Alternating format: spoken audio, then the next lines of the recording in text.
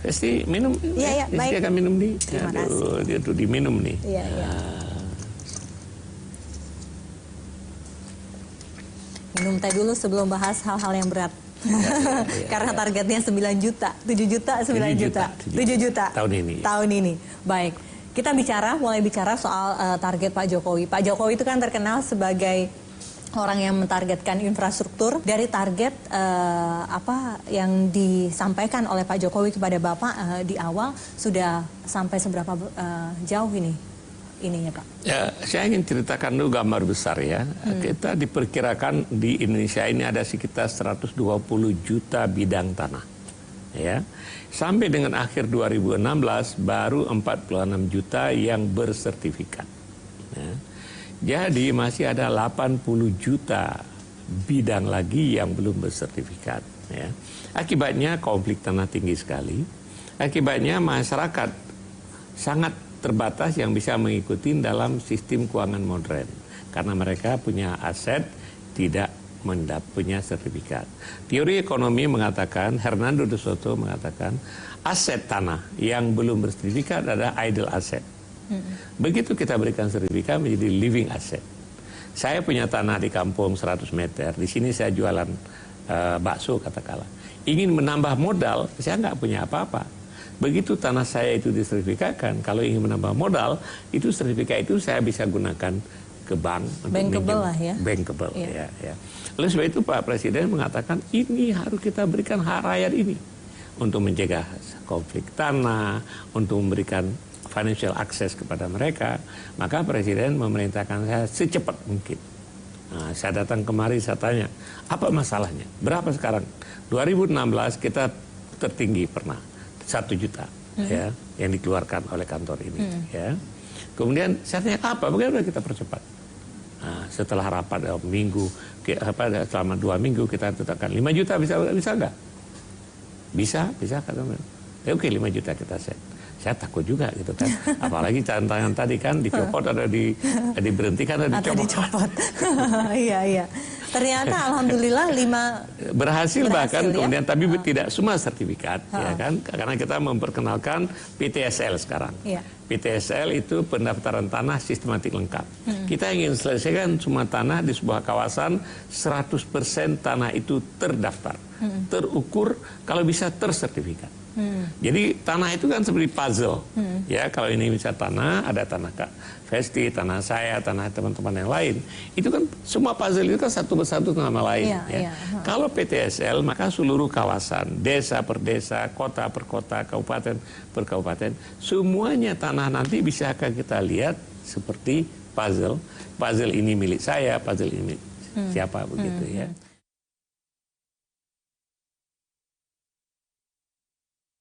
Berarti yang PTSL berapa?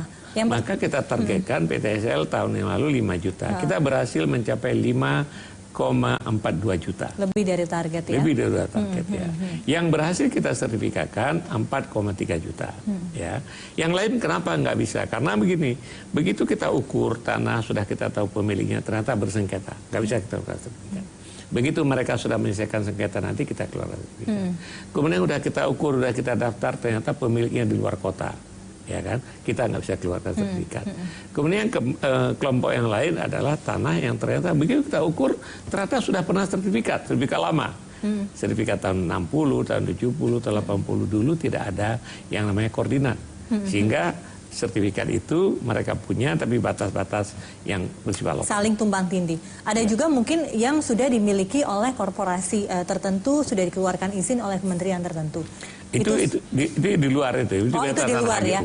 Ini legalisasi tanah atau pensertifikatan tanah tersebut. Berarti kalau tahun ini 4,3 lah begitu yang tersertifikat. Yang tersertifikat. Yang PTSL yang sudah termapping begitu ya. Termapping, terdaftar, terukur, pemutakhiran data dan lain sebagainya itu melampaui target begitu. Untuk sampai 2019 berarti bisa dikatakan 126 ya Pak ya. Enggak. Sekarang kan baru sampai akhir yang lalu dari 46 menjadi 51 juta. Ya kan? Tahun ini kalau jadi 7 juta berarti menjadi 58 juta. Saya punya target sekarang kalau Tuhan mengizinkan 2025 atau lebih cepat seluruh tanah bisa kita mapping, kita daftar, kita sertifikat. Seluruh tanah.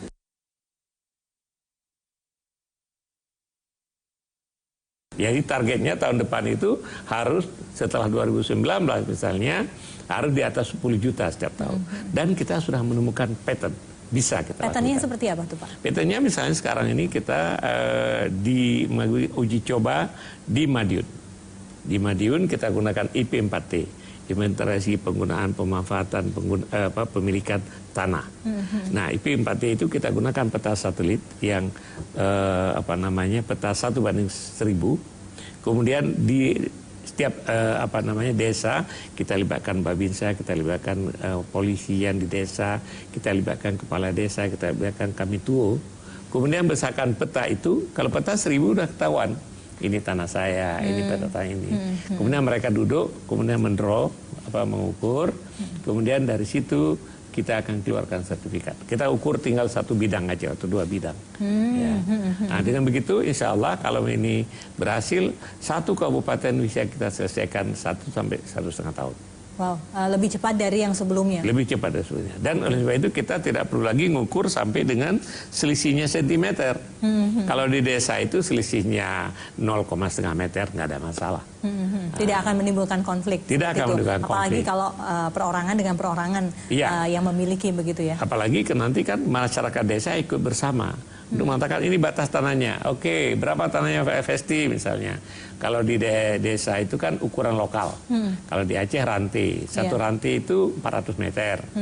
Orang percaya 400 meter. Tapi kenyataannya mungkin 398. Mungkin 401. Selama masyarakat terima nggak ada masalah. Di sertifikat nanti kita akan declare bahwa tanah ini adalah luasnya 1000 meter. Tapi dengan ada deviasi 0,5 meter. Bisa 1001 atau 999 meter. Kalau masyarakat setuju, kenapa tidak? Dengan begitu akan cepat. Iya, katanya ada yang mengatakan bahwa pensertifikatan tanah ini Jawa sentris, begitu. Berhasil semua di Jawa, kebanyakan di Jawa, tapi apa kabar yang di Kalimantan? Bagaimana dengan yang di Sumatera? Bagaimana dengan Sulawesi, apalagi Papua begitu? Enggak juga. Memang prioritasnya kita ada di mana mereka sudah sangat butuhkan, ya. Terutama di Jawa ini dan kota-kota besar, kota-kota itu sangat membutuhkan. Karena semakin tinggi harga tanah, semakin kemungkinan konflik terjadi. Tapi nun jauh di sana di desa, kita perlu juga, tapi prioritasnya secondary. Oleh sebab itu tahun ini misalnya ada 5 juta, kita prioritaskan di Jawa, ada 7 juta, kita prioritaskan di Jawa hampir 5 juta. Ya, hampir 5 juta. Karena di Jawa ini, tanah itu begitu, penduduk yang begitu padat. Dan konflik pertanahan bisa cukup tinggi. Tapi kalau di Kalimantan, di Papua misalnya, kita akan prioritaskan di daerah sekitar kota. Tapi nanti eventually seluruhnya akan kita akan kita daftarkan, kita akan petakan. Jadi berarti sekarang masih di Jawa dan belum tersentuh yang di luar Jawa? Sudah tersentuh. Karena misalnya tahun yang lalu dari 5 juta itu di Jawa 3,5 juta. 1,5 juta di luar Jawa. Ya kan? Tahun ini dari 7 juta di Jawa hampir 5 juta.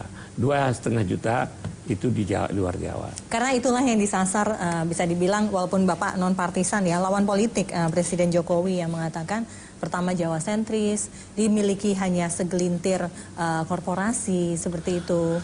Begitu. Itu ada kekeliruan konsep ya, bahwa sebenarnya yang kita lakukan sertifikasi ada beberapa hal yang mix campur aduk. Yang pertama ada sertifikasi tanah ya. Tanah milik masyarakat kita berikan haknya, kita confirm haknya ya. Itu. Kemudian yang kedua persoalan lain adalah persoalan ketimpangan pemilikan lahan. Kalau ketimpangan pemilikan lahan kita akui karena masalah ketimpangan pemilikan lahan ini sudah cukup lama. Reforma agraria atau land reform yang dicoba lancarkan tahun 60, kemudian karena turmoil politik pertengahan tahun 60-an akhirnya terhenti, ya kan. Kemudian karena percepatan ekonomi yang orde baru, yang penting bagaimana kita percepat pertumbuhan ekonomi sehingga persoalan kesenjangan ini tidak teratasi. Nah, ini perlu langkah yang sangat serius. Nah, kita sertifikat tanah itu pekerjaan yang relatif paling mudah dibandingkan yang ini. Karena apa? Kalau misalnya kita ingin melakukan redistribusi pemilikan lahan yang tidak adil tadi. Yang tumbang tindih lah begitu ya. Itu melibatkan banyak sekali kementerian seperti itu ya Pak. Melibatkan kementerian, membereskan data aja itu pekerjaan lebih biasa berat. Itu dia, lalu kemudian akhirnya beberapa orang mengatakan ya pilih mudahnya saja. Bukan pilih mudahnya. Pensertifikatan tanah daripada redistribusi tanah. Boleh juga saya balik ya kan. Kalau yang selama ini yang mudah aja nggak dikerjakan. Ya kan? Sejak Republik cuma 48 juta. Kita menargetkan sejak sekarang sampai 2025 100% kita sertifikatkan. Tetapi menyentuh masalah yang lebih rumit tentang redistribusi aset, ya itu perlu langkah yang lebih sistemik. Yang pertama kita harus punya data.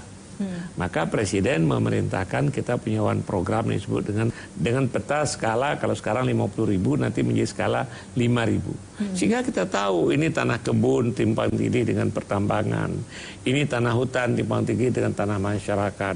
Sekarang pun data itu pun kita nggak punya. Jadi oleh sebab itu kalau Pak Presiden ini sangat sistematik, itu pekerjaan berat. Itu kita mulai dengan membangun building block. Yang pertama peta yang bagus.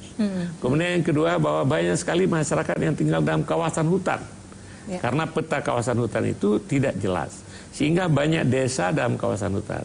Presiden membuat perpres, melepaskan kawasan hutan. Begitu lepaskan kawasan hutan, misalnya Festi tinggal di sebuah desa, desa itu dianggap masih tidak masuk kawasan hutan, maka Festi nggak dapat hak apa-apa. Begitu dilepaskan, maka Festi bisa diberikan sertifikat hak milik. Sertifikat hak milik di dalam hutan. Tapi kawasan hutan dilepaskan dulu. Kalau sekarang nggak bisa. Sekarang Presiden melakukan perpres. Kita ukur dan kita hitung benar-benar mana sih batas hutan. Kalau itu sudah jadi kampung, sudah jadi kota, kenapa hutan lagi? Lepaskan. Dengan dilepaskan bisa kita berikan tanah itu kepada rakyat. Apakah semudah itu melepaskan yang kemudian izinnya sudah dimiliki oleh sebuah korporasi begitu dengan jangka waktu izin yang begitu lama begitu, yang ada nanti menjadi silang sengketa antara pemerintah dengan pihak swasta. Nanti kita lanjutkan ya Pak ya. Kita juga belum bicara soal bank tanah begitu. Yang ini menarik sekali ide ya. Yang menarik sekali, tetaplah bersama kami akan segera kembali.